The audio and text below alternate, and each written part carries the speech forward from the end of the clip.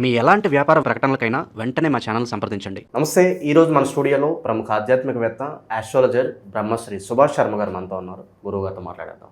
నమస్కారం గురుగారు. శ్రీమాత్రేనండి. గురుగారు, నవంబర్ మాసం విశేషంగా మిథున రాశి వాళ్ళ స్థితిగతులు ఏ విధంగా ఉండబోతున్నాయి? ఓవరాల్గా ఈ మాసం ఎలాంటి జాగ్రత్తలు రెమెడీస్ తీసుకుంటే బాగుంటుంది? ప్రేక్షకులందరికీ శ్రీమాత్రే నమః, శ్రీ గురుభ్యో నమః. యాదేవి సర్వభూతేషు మాతృరూపేణ సంస్థిత. నమస్తస్సై నమస్తస్సై నమస్తస్సై నమో నమః. ఇక్కడ మిథున రాశి వారికి జన్మజాతకంలో గురువు ఉండేటటువంటి కారణం ఉండేది. మొన్న 18వ తారీఖు ధనత్రయోదశి రోజున గురువు మార్పు చెందినాడు. గురువు మిథునం నుంచి కర్కాటకంలోకి అడుగుపెట్టాడు. కర్కాటకంలో అడుగు పెట్టడం ద్వారా ఈ మాసం మిథున రాశి వారికి చాలా యోగ్యమైనటువంటి మాసం అని చెప్పుకోవచ్చు. అంటే గురువు 2వ స్థానంలోకి మారాడు, అది కూడా తిరోగతికి చెందినాడు. కాబట్టి ఈ యొక్క గురువు ఉన్నటువంటి స్థానము 2వ స్థానంలోకి మారడం వల్ల వీళ్ళ యొక్క జాతకము అద్భుతమైనటువంటి ఫలితాలు పుంజుకుంటూ ఉంటుంది. మిథున రాశి వారికి ఈ రాబోయేటటువంటి 3 నెలలు చాలా అద్భుతమైనటువంటి యోగాన్ని, అదృష్టమైనటువంటి స్థితిని ఇచ్చేటటువంటి కాలము. కనుక మిథున రాశి వారికి ఈ మాసము చాలా అద్భుతమైనటువంటి మాసం చెప్పుకోవచ్చు. మీరు ఆర్థికపరమైనటువంటి లావాదేవీలు, పెట్టుబడులు కావచ్చు, లేదు అని అంటే కనుక మీరు వృత్తి వ్యాపారాదులలో కావచ్చు, విదేశీ ప్రయాణాలలో కావచ్చు, లేదా వివాహ యోగంలో కావచ్చు, అన్ని రంగాల్లో ఈ మాసం మీకు చాలా కలిసి వచ్చేటటువంటి మాసంగా చెప్పుకోవచ్చు. ఇన్ని రోజులు పడుతున్నటువంటి వ్యయ ప్రయాసాలు ఏవైతే ఉన్నాయో వాటి నుంచి అన్నీ కూడా తప్పించుకునేటటువంటి మార్గము ఈ మాసం మీకు ఏర్పడుతూ ఉంటుంది. కనుక ఈ మాసం మీకు చాలా అదృష్టయోగమైనటువంటి మాసము అని చెప్పుకోవచ్చు. కాబట్టి గురువు కూడా మార్పు చెందినాడు. కాబట్టి ఈ గురువు మార్పు వల్ల ద్వాదశ రాశుల మీద అన్నిటి మీద ప్రభావం ఏర్పడి ద్వాదశ రాశుల యొక్క స్థితిగతులన్నీ కూడా మార్పు చెందుతూ ఉంటాయి. బికాజ్ ఏంటంటే ఒక్క గురుగ్రహం మారడం వల్ల 12 రాశుల వారికి కూడా చాలా అద్భుతమైనటువంటి స్థితిగతులు ఏర్పడేటటువంటి అవకాశం ఉంటుంది. అందులో మిథున రాశి వారి ఒకటి అని చెప్పుకోవచ్చు. మిథున రాశి వారికి ఇప్పుడున్నటువంటి స్థితిగతుల్లో చూసుకున్నట్టయితే మంచి ఆరోగ్యమైనటువంటి పరిస్థితి ఏర్పడుతూ ఉంటుంది. వివాహ ప్రయత్నాలు ఎక్కువగా చేస్తూ ఉంటారు. కుటుంబం నందు వృత్తి వ్యాపారాదుల్లో మంచి లాభాలు, సత్ఫలితాలు పొందుతూ ఉంటారు. అలాగే ఇంటి యందు శుభకార్యాలు చేస్తూ ఉంటారు. ఆస్తులు కొనుగోలు చేస్తూ ఉంటారు. పూర్వీకుల ఆస్తులు వచ్చేటటువంటి అవకాశాలు ఏర్పడుతూ ఉంటాయి. కోర్టు కేసులు కావచ్చు, పోలీస్ స్టేషన్ వ్యవహారాదులు కావచ్చు, చిక్కులు సమస్యలు కావచ్చు, వాటన్నిటి నుంచి కూడా బయటపడేటటువంటి అవకాశాలు ఈ మాసంలో వీళ్ళకు చాలా స్పష్టంగా ఏర్పడుతున్నాయి. కాబట్టి ఈ యొక్క మిథున రాశి వారికి ఈ మాసం చాలా అద్భుతమైనటువంటి మాసం అని చెప్పుకోవచ్చండి. ప్రేమ వివాహాలు ఎవరైతే చేసుకోవాలనుకుంటున్నారో ఏదన్నా వాళ్ళకి శుభవార్త ఏదన్నా ఉందా? ముఖ్యంగా ఈ మాసంలో మిథున రాశి వారికి వివాహం అనేటటువంటిది కనుక చూసుకున్నట్టయితే ఇప్పుడు కాస్త ఆలస్యం జరిగేటటువంటి వివాహ ప్రయత్నాలు మాత్రం ఆలస్యం జరుగుతూ ఉంటాయి. బికాజ్ మేబీ మార్చ్, ఏప్రిల్లో అట్లాంటి ప్రయత్నాలు జరుగుతాయి తప్ప ఇప్పుడున్నటువంటి పరిస్థితుల్లో వివాహ ప్రయత్నాలు సఫలీకృతం కావు. ఆల్రెడీ మార్చ్, ఏప్రిల్లోనే మాత్రము వివాహాలు జరిగేటటువంటి అవకాశం ఉంటుంది. ఈ మాసంలో పెద్ద వివాహ అవకాశాలు అయితే ఏమీ కనిపించట్లేదండి. సాధారణంగా వీళ్ళ జీవితంలో టఫ్ పీరియడ్ అంటే వీళ్ళకి ఎప్పుడు వస్తుంది సార్? మామూలుగా ఎక్కువ ఛాలెంజింగ్ ఫేస్ చేయాల్సి అంటే ఏ దశలో వీళ్ళకి ఎక్కువ వస్తుంది అంటారు? ప్రస్తుతానికి ఛాలెంజింగ్ దశ అనేటటువంటిది వీళ్ళ జీవితం ఎప్పుడూ కూడా ఛాలెంజింగ్గానే ఉంటుందండి. పెద్ద అంటే వీళ్ళకి ఏదైనా సులువుగా దొరుకుతుంది, సులువుగా వస్తుంది, ఏదైనా ఈజీగా వచ్చేస్తుంది అనేటటువంటి తరహాలు ఏమీ లేవండి. జీవితం అంటేనే కష్టమయంగా మారిపోయేటటువంటి అంశాలు మిథున రాశి వారు ఒకరు అని చెప్పుకోవచ్చు.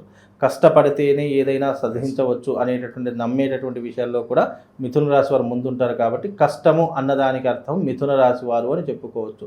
వీళ్ళు చాలా కష్టపడి పైకొచ్చేటటువంటి వ్యక్తులు అని చెప్పుకోవచ్చు. 10 మందిని ఆదర్శంగా తీసుకొని జీవితంలో కష్టపడి ఇతనిలా కావాలి అని ఒక రోల్ మోడల్ని తీసుకొని జీవితంలో అంచెలంచెలుగా పైకి ఎదిగినటువంటి వారిలో ఈ యొక్క మిథున రాశి వారు ఒకరు అని చెప్పుకోవచ్చు. కాబట్టి మిథున రాశి వారి యొక్క గొప్పతనం చాలా విలువైనటువంటిది.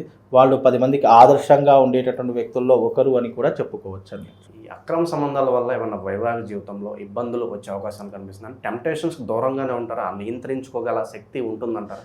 ఇప్పుడు కలియుగం అండి. కలియుగంలో నియంత్రణ శక్తి అనేటటువంటిది ఏ మానవుడి దగ్గర ఉండదు. First point.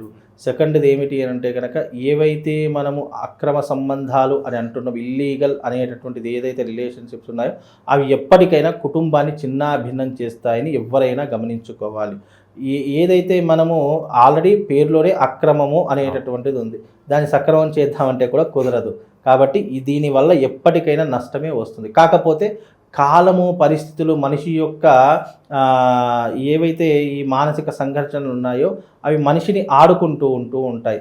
మనిషి యొక్క వీక్ పాయింట్ని అవి క్యాచ్ చేస్తూ ఉంటాయి. కాబట్టి ఎవరైనా, నేను గతంలోనే చెప్పా, ఎవరైనా కావాలని తప్పు చేయరు. సమయము, సందర్భము, కాలము ఇవన్నీ కూడా మనిషికి వీక్ పాయింట్స్గా మార్చుకొని అవి కొన్ని అక్రమం వైపు వెళుతూ ఉంటాయి. కాబట్టి అలాంటివి వచ్చినప్పుడు మనము ఎక్కువగా మనల్ని నియంత్రించుకుంటూ, మనల్ని మనం కంట్రోల్ చేసుకుంటూ, ఎందుకు అనంటే మానవ దేహము, మానవుని యొక్క మేధస్సు మనల్ని కంట్రోల్ చేసుకునే, నియంత్రణ చేసుకునే శక్తి మనలో ఉంది అనంటే జీవితంలో ఏ వ్యక్తి తప్పు చేయడు. కానీ క్షణికావేశం వల్లనో లేదా మైండ్ సెట్ కొద్దిగా తప్పుదారి పట్టింది అని అనుకోవడం వల్లనో మనిషి తప్పు చేస్తాడే తప్ప, మనిషి మామూలుగా స్త్రీ అయినా పురుషుడైనా ఈ ప్రపంచంలో పుట్టిన ఏ జీవిరాశి అయినా తెలిసి మాత్రం తప్పు చెయ్యడు. అది క్షణికావేశము, సమయము, సందర్భము ఇవన్నీ కూడా దాని మీద అవగాహన ఉన్నటువంటి కాలంలోనే అవి జరుగుతాయి తప్ప మ్యాక్సిమం ఎవ్వరూ కూడా అలాంటివి ఎంకరేజ్ చేయరు. అలాంటివి ఒకవేళ జరిగినా కూడా తప్పకుండా దానివల్ల నెగిటివ్ ఇంపాక్ట్, దానివల్ల మానసిక సంఘర్షణ, దానివల్ల ఎన్నో రకాలైనటువంటి ఇబ్బందులు పడేటటువంటి ప్రయత్నాలు మాత్రం తప్పకుండా జరుగుతాయండి. విశేషంగా ఎలాంటి పరిహారాలు వీళ్ళు పాటిస్తే బాగుంటుందంటారు ఈ మాసం? ముఖ్యంగా ఈ మాసంలో వీళ్ళు ఏదైనా పరిహారము, ఏదైనా రెమెడీస్ పాటించాలి అంటే కార్తీక మాసం కాబట్టి, శుభమాసం కాబట్టి శివారాధన కావచ్చు లేదా విష్ణు ఆరాధన కావచ్చు చేసుకోవడం వల్ల కొంతవరకు సత్ఫలితాలు ఉంటాయి.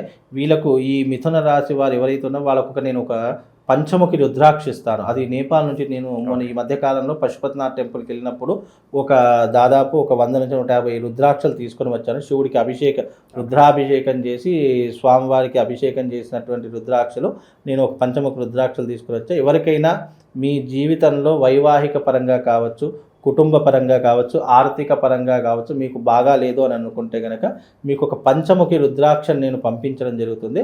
ఆ పంచముఖి రుద్రాక్షను మీరు మెడలో ధరించుకోండి. అది పూర్తిగా పూజనీయమైనటువంటిది, అభిషేకం జరిగినటువంటిది, మంత్రోపాసన చేసి మీకు అందిస్తాను.